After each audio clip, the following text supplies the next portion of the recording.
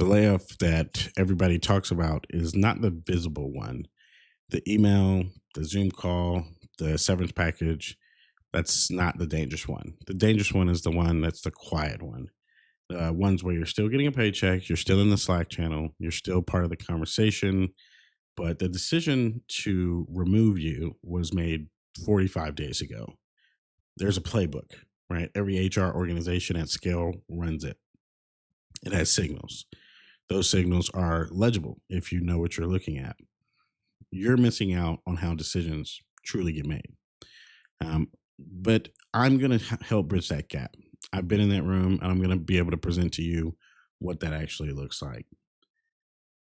So, the series that we're kind of going to get into for now, I haven't been able to drop a lot of content, but I'm going to get into talking more specifically to users on YouTube as well as TikTok. So, we're going to get started here, but it's called managed out, right? There's a 72-hour window that I'm referring to in general, and I'll probably go from on screen, off screen a little bit, try to play around with the style. Let me know what works best. If you prefer my presence on screen, if not, I'll be happy to just leave this like presentationally.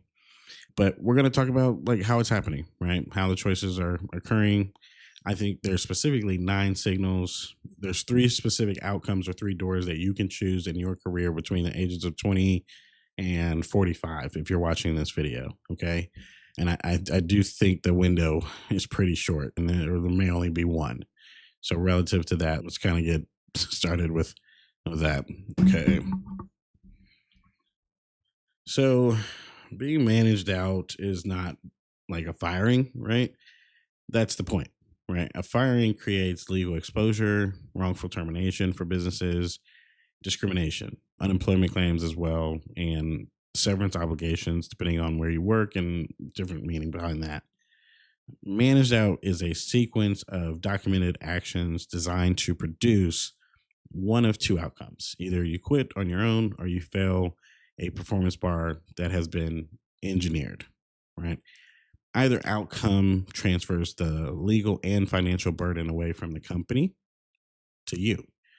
And this is all standard, right? So you're not going to want to go into these situations being fully caught off guard, is what I would say. Performance improvement plans, if you haven't heard about that, PIPs are structured to be largely unachievable. There's a quiet resentment that can be built around that. Your role will be reduced and your scope will be narrowed because of that. That gives you less impact, right? If you have a high level of visibility or impact with that, that'll probably diminish. And the org chart will be redesigned where it moves on without your position or you specifically. There will be pressure for resignations, which you'll feel through increased workload, public criticism, or like open criticism in the work groups, removal from key projects. And until you feel that leaving is ultimately the best but painful option. Here's why the generations between the ages of 20 and 25 really need to understand how this happens before any of it does occur, right? Flat organizations with wide span systems of controls will have one manager with like 12 reports and cannot really monitor anyone.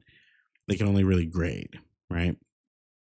In this age of AI driven analytics, we're going to see how that changes their ability to get that situation viewed earlier.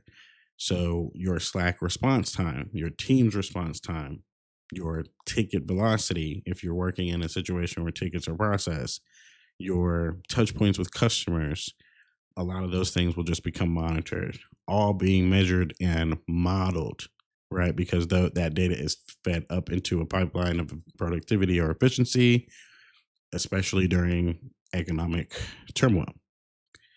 Post-labor 2023 labor market power shifts mean that leverage moved from workers to employers in almost every white collar corridor. Next, we're going to talk about the early signals that show what's really going on through this span of time that I addressed earlier for your career. Because again, what my content is, it's focused on artificial intelligence and how it's affecting the dynamic of work and what will happen there. So you can pull from that why we need to build our knowledge base around these details, right? I want you to understand this is the viewpoint from those who are in decision making situations, right? So here we're talking about the early signals again. What you'll notice is like a couple of signals that you may have already felt. The biggest one is one-on-one style with your manager. A manager who is comfortable going 15 minutes over before meetings will set a more formal structure for the time frame. I'll say specifically go from shrinking a certain amount of time to possibly an exact 30 or an exact hour. They'll start doing things like taking notes, and maybe have not done that before, but there'll be a different style of notes, maybe more copious. They will send recap emails with action items attached to you specifically. The conversation will certainly start to feel like it shifted from project to performance. A question of what were you working on will be asked more, or framing around that might even be asked directly. That might be an indication of the emotional structure of the organization. You might hear something like, "Can you walk me through what you were doing this week or in the last segment of time since we met?" This is a paper trail that's beginning to be built with the relationship in mind. So if it hasn't been a standard occurrence before this point, it should stand out. And the recap email is exhibit A, right? Signal two would say, you are assigned opportunity work that has no stakeholder. You are asked possibly to start leading initiatives that nobody else really wants. The rules about that will be vague. The deadline possibly vaguer or loose, and the success criteria will be subjective. There's no executive sponsor for any of that sort of work. There's not going to be a cross-functional partner. It's not, most likely not going to be a budget for that either way. There is no stretch assignment. It is a parking lot. You are being moved, in my opinion, from off of the path where real impact gets measured, right? Signal three starts to talk about how you'll stop getting invited to meetings that you were previously invited to. So, not the big all hands meetings, but the small rooms, the pre reads, the Slack DMs that set the agenda before any actual meeting. The decisions you used to be a part of will start happening without you. So, you'll probably feel that you need to start finding out from a calendar invite what's happening in a meeting that references a decision that you did not know was made or needed to be made. Signal four is your peers will start to maybe treat you differently. This one can be subjective as well. And in general, you can measure that with maybe some of the higher cross roles that you might interact with, like managers or different levels of managers. If you previously had maybe a more open, friendly relationship, it will start to feel a little bit more transactional. More formal language will be used. They might stop asking for your input on their work.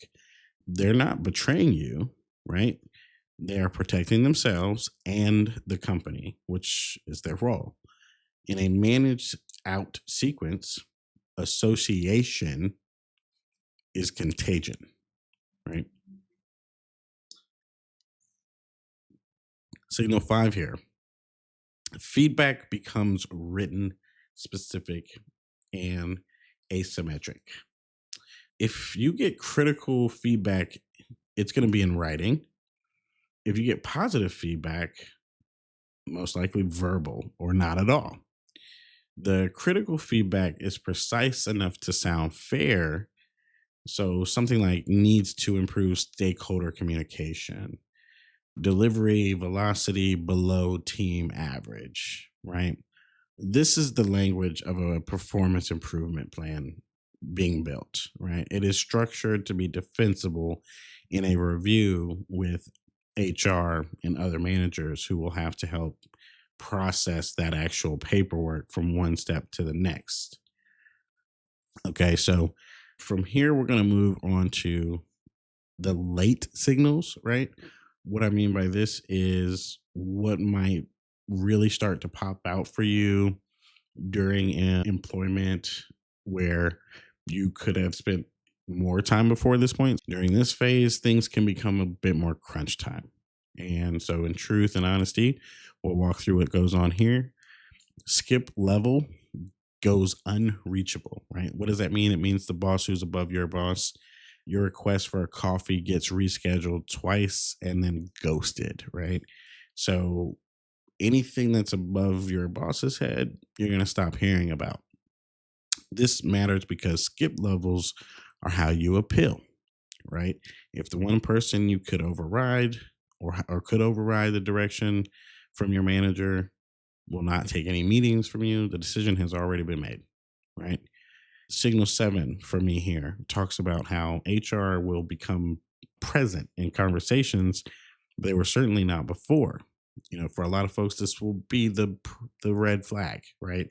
The manager starts saying HR and I. Your one-on-one recap start getting blind courtesy copied somewhere that you're not seeing. A routine check-in gets scheduled with a people partner that you've never met. And HR is never going to see it from your side once a managed out sequence has initiated. They're here to protect the company, right? That is their job. So you must understand that before you say anything in a meeting, this is the scenario you are fighting, right? Signal 8 is that even a formal PIP will be proposed or put in place with specific targets and short timelines. 30 day, 60 day, 90-day targets. These are going to be ambitious for a team, right?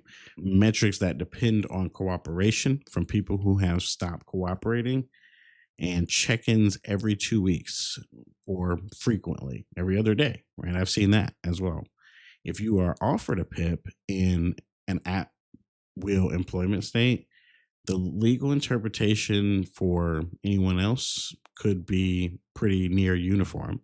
The probability of success of a completion of that PIP is measured in the single digits. Company data on PIP outcomes already reflect that, right?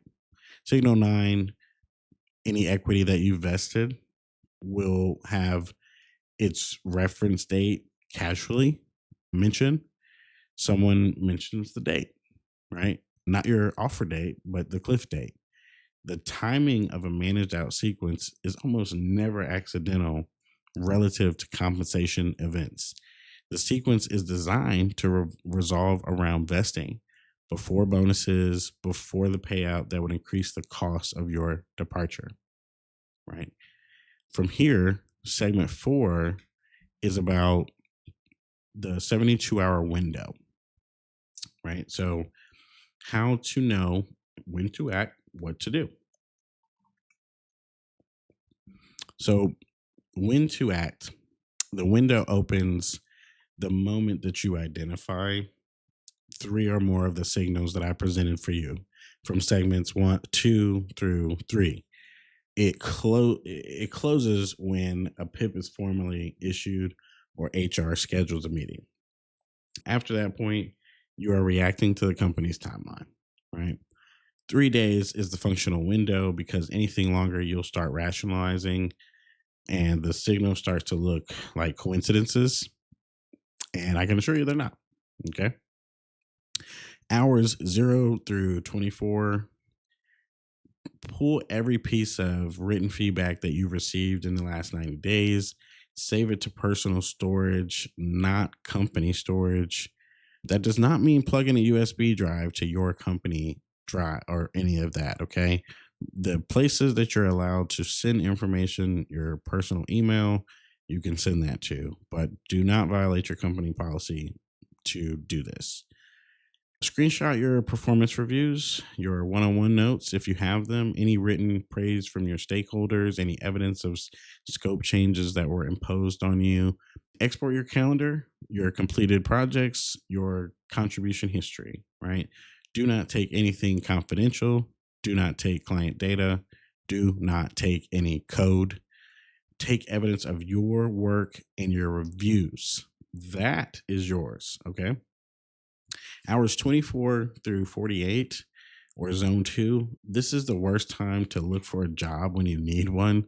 The second worst is from inside of a managed out sequence when your confidence is already eroded by design.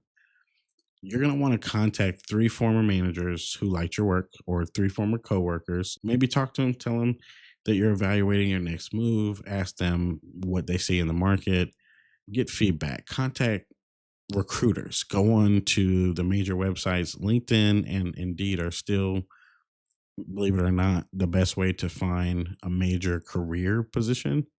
So you're going to want to contact a couple of recruiters. Tell them that you're open to the conversations, not active, but open. The point is that you're going to want to create an external velocity before the internal velocity forces you into a decision. Okay. Hours 48 through 72 or zone three here, make the strategic choice, right? You have three doors. Each one has a cost here. Each one has a timeline. Pick with clear eyes. And so let's talk about doors one, two, and three.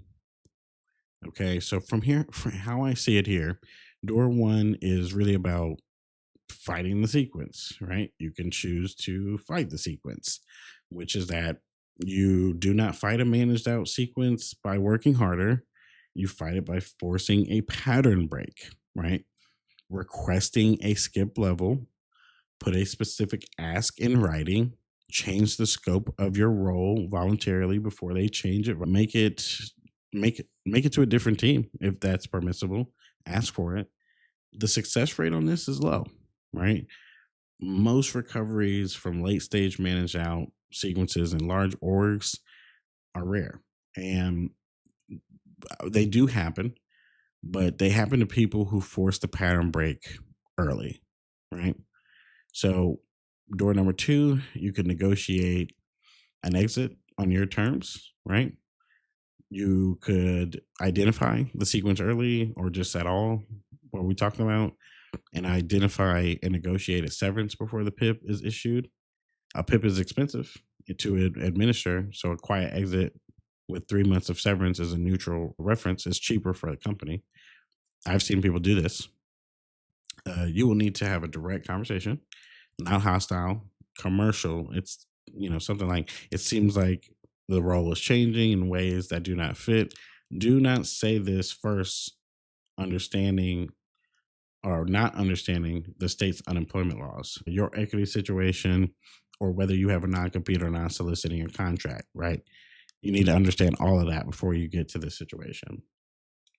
Door number three here is about taking the clean exit, is what I would say, right? So start interviewing quietly, aggressively, with the assumption that you have 90 days, approximately 1 quarter. Okay. Do not resign until you have an offer. Do not tell your current employer anything. Do not update your LinkedIn in a way that signals the search. That's a big one, right? Don't sign up for that green circle thingy that says you're looking for a job. The leverage is here is that it's inversely proportional. So, right, the opposite to how desperate you look.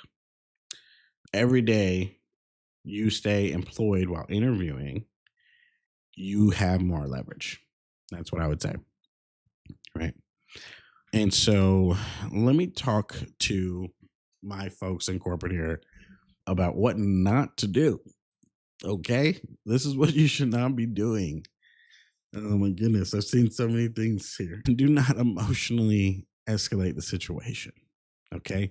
A managed out sequence is engineered to provoke you.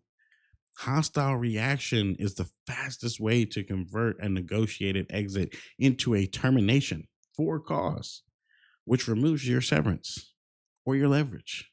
And then you're unemployed, right?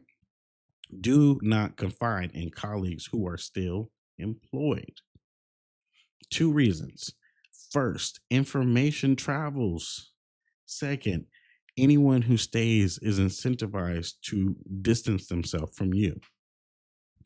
Your vulnerability is not a strategic asset, it is their career risk. Okay. Do not post anything on LinkedIn, TikTok, or anywhere public until you have a clear exit and either signed a severance agreement or started a new role and your public surface area is clear. Compliance officers, HR teams, and legal departments monitor public content. This is one hard rule. Do not accept a PIP without legal review. A lot of people miss this one, right? A PIP is a legal document. It defines performance criteria and timelines that will be used to justify your separation. In several states, signing one waives certain protections. A 30-minute consultation with an employment attorney costs less than 1 day of your salary and will be the reason that you can actually figure out how to get past a PIP or to structure it legitimately and negotiate what we talked about earlier if you can do so, right? Do not talk yourself out of believing what I'm talking about. I'm providing to you now a bunch of rich data which you can take and use to impact your career differently. The most common failure for anybody between 20 and 45 is good faith assumption. You assume the scope reduction is temporary. It's not. Okay. Managed out sequences are deliberate. When you see the pattern, trust the pattern. Speaking of the pattern, managed out is not what you would call a firing. Okay. It is producing the 9 signals. You have 72 hours to act on this. If you haven't already been able to identify some of this, it's okay, right? I've given you the framework. You can go back and watch the video again. You can share this video with anybody who needs to get this content in their life as well. But I would say you have, roughly 72 hours to kind of get this figured out for yourself whenever you're in the timeline before reacting to the timeline from your employer. So, in general, I'm not here to try to terrify you. I'm here to try to provide the most positive content about how to manage your career, right? And the version of you that can positively use this data will be successful long term. Artificial intelligence is going to change how you manage your career. The way that I talk about it is not to bring the hype of the technology. I'm here to give you what it actually means for the decisions that you have to make. I did have in the slide that there's a full framework I presented in here, plus the specific questions to ask in that skip level meeting, a template for that language as well. And I have that all live on the Substack. There's the link in my description. Drop a comment, share the video. Which signal from this gave you the most input?